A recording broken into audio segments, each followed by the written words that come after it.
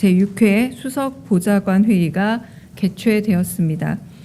모두 발언에서 이 대통령은 한미 관세 협상 타결과 관련해 국익 중심의 유연한 실용 외교론을 강조하면서 이를 실현하기 위해 애써준 참모진들에게 격려를 보냈습니다. 이어 불합리한 규제 방식과 구조 개혁을 당부하면서 최근 발생했던 스토킹 범죄에 대한 엄단과 예방을 언급했습니다. 피해자가 두려움 속에 사회적 보호를 요청했음에도 불구하고 무능하고 안이한 대응을 했던 것은 아닌지 강한 어조로 물었습니다. 한편 이 대통령은 AI 혁명에 필연적으로 요구되는 에너지 전환 가속화도 언급하면서 전력망 개선이 몹시 중요하다 강조했습니다.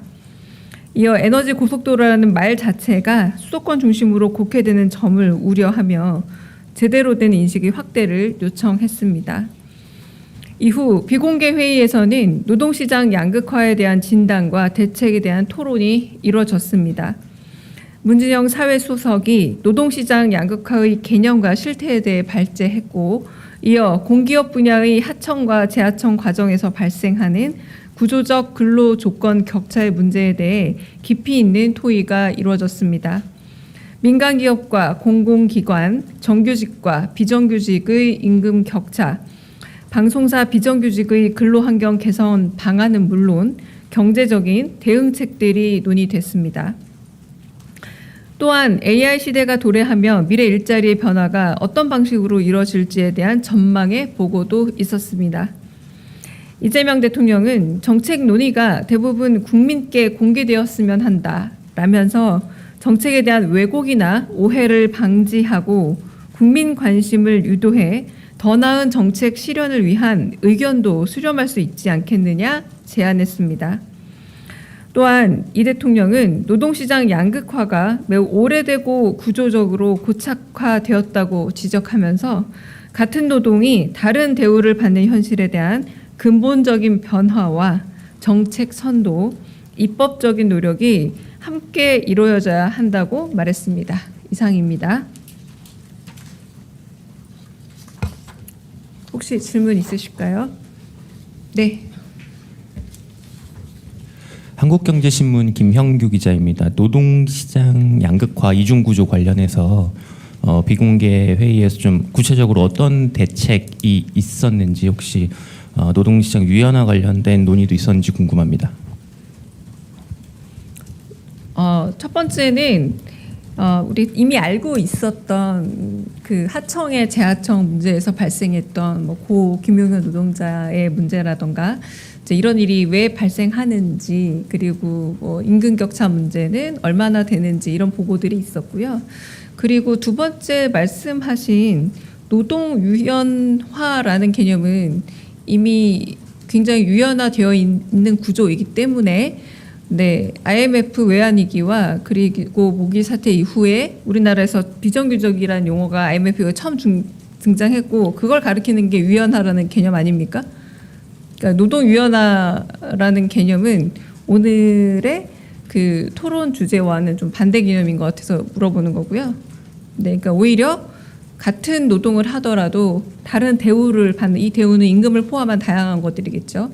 그런 것들에 있어서 같은 노동을 하는데 어떤 방식으로 이런 격차 혹은 차별을 줄일 수 있을 것인가에 대해서 입법적인 노력도 필요하겠고 정책적 노력도 필요하겠고 그리고 사회 인식의 변화도 필요하다라는 다양한 논의들이 오갔습니다. 네. 네, 저 프레시안 박정은입니다. 이어서 말씀드리면 그럼 동일노동 동일임금이라는 가치를 좀 법제화하려는 논의로 이해하면 될지 궁금하고, 하나는 대통령께서 스토킹 살인 사건 언급하면서 제도 보완을 지시하셨는데 구체적인 보완 내용이나 방향에 대해서 설명 부탁드립니다. 첫 번째, 동일노동 동일임금이라는 용어는 남녀 성평등과 관련된 그 법조항에만 들어가 있는 것으로 제가 알고 있습니다.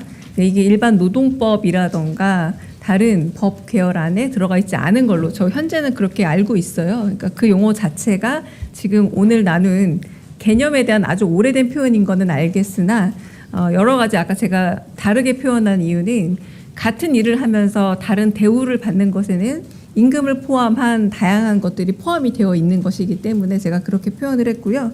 지금 말씀하신 동일 노동 동일 임금이란 표현은 성평등 문제에 관해서 이제 특화된 법안에 들어가 있는 법적 표현이라고 말씀을 드리겠습니다. 네, 다른 질문. 네. 네, 조선비지 이슬기 기자입니다. 대변인, 그 비정규직 하청 문제 관련해서요. 대통령께서 그 국무회의에서 얼마 전에 공사 현장인 그 하청 문제 심각하다 말씀하셨잖아요. 그러면서 한번 가봐야겠다라고 하셨던 것 기억하는데 오늘 회의에서 현장 방문 관련한 이야기 조금 더 좀 깊이 있게 하신 게 있는지 궁금합니다. 네, 그러나 조금 다른 문제입니다. 그 하청의 재하청 문제와 지금 일어나고 있는 산업재해적인 면모는 조금 다른 부분이 있죠.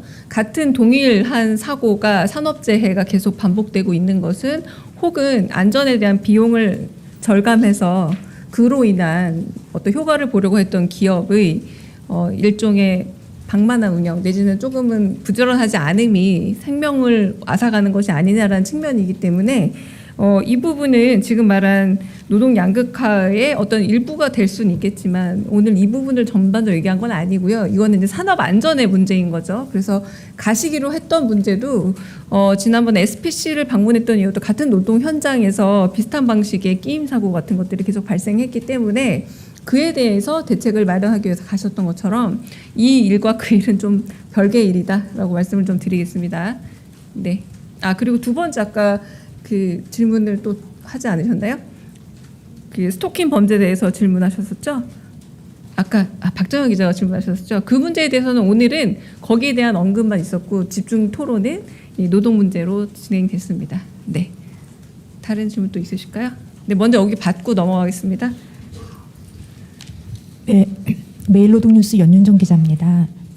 오늘 이제 노동시장 이중구조 문제를 오늘 수보회에서 좀 논의하시게 된 특별한 그 취지가 좀 궁금하고 또 오늘 논의하신 내용을 가지고선 후속적인 좀 대책을 논의하시는지 좀 궁금합니다. 그리고 또 하나는 어제 비상경제점검 그 TF회에서도 노동시장 이중구조 해소 및 안전한 노동환경 조성에 관한 이 양극화 문제에 대한 논의를 하셨다고 들었는데 그것과 또 어떤 연관이 있는지도 궁금합니다. 네, 일단은 저희가 수보회의, 대수보회의 같은 경우는 주제를 미리 정하고 살펴봐야 될 사항들을 좀 찾아보는, 그러니까 현안의 흐름과 꼭 같이 간다기보다 저희 정책적인 그리고 공약으로 여러 번 말씀하셨던 사항에 대한 점검들, 그 공약으로 얘기했던 부분들과 그리고 오랫동안 대통령의 그런 철학으로 가져왔던 것들을 실현하는 과정에서 여러 가지 개혁 과제 내지는 혹은 오래된 그런 구태들을 고치는 과정에서 필요한 아이디어를 모으는 과정이라 보시면 될 것 같고요.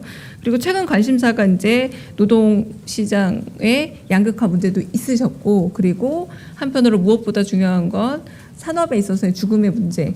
이 죽음의 문제가 왜 극복되지 않는가와 이 부분이 연결되어 있는 것은 아닌가라는 궁금증이 있으셔서 이 부분에 대한 점검을 한번 해보신 거죠. 이를테면 김용균 안타까운 죽음이나 이런 부분들은 분명히 하청 재하청 구조와 연결되어 있는 것은 아닐까라고 그런 늘 의구심을 가지고 있었기 때문에 그 부분에 대한 점검이 이루어진 겁니다.